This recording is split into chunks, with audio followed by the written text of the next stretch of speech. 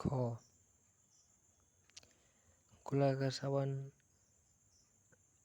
বুদবুদের অভ্যন্তরস্থ চাপের রাশিমালা সাবান জল দ্বারা সৃষ্ট গোলাকার পর্দার ভিতর ও বাইরে পৃষ্ঠে বাতাস থাকে, তাই পর্দার দুটি তল বক্রতল নিজের ক্ষেত্রফল কমে সমতল হতে যায়, কিন্তু ভিতরের চাপ বেশি হয়, ভেতরের তল অবতল এবং বাইরের পৃষ্ঠের চাপ কম হয়। বাইরের তল উত্তল। ভেতরের এই অতিরিক্ত চাপের জন্য বুদবুদটি ফুলে ওঠার চেষ্টা করে এবং পৃষ্ঠটান দ্বারা বাধাপ্রাপ্ত হয়। অতিরিক্ত চাপ ও পৃষ্ঠটান সমান ও বিপরীতমুখী হলে বুদবুদটি স্থায়ী ও সাম্যাবস্থায় থাকে। গোলাকার সাবান বুদবুদের ব্যাসার্ধ আর বাইরের তুলনায় ভেতরের অতিরিক্ত চাপ পি ও সাবান জলের পৃষ্ঠটান টি সাবান বুদবুদটি অনুভূমিক তল দ্বারা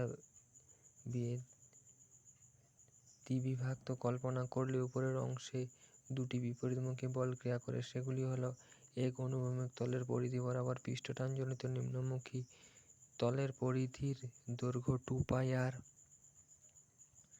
পৃষ্ঠটানজনিত মোট বল F1 = 2π আর টি × 2 = 4π আর টি। যেহেতু বুদবুদটির দুটি তল আছে, বুদবুদের ঊর্ধ্বাংশের অতিরিক্ত চাপ পি এর জন্য মোট ঊর্ধ্বমুখী বল F2 = P × πr² = πr²P।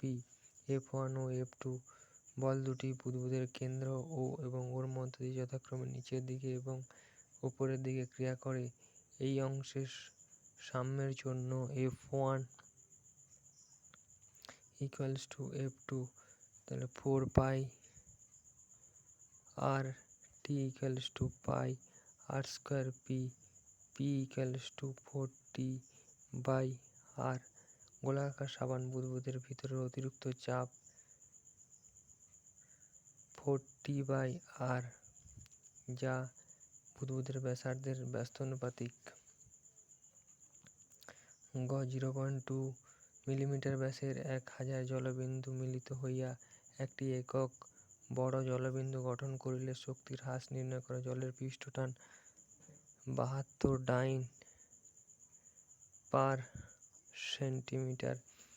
বড় জলবিন্দুর ব্যাসার্ধ আর হলে 4/3 πr³ = 1000 × 4/3 π × 0.1³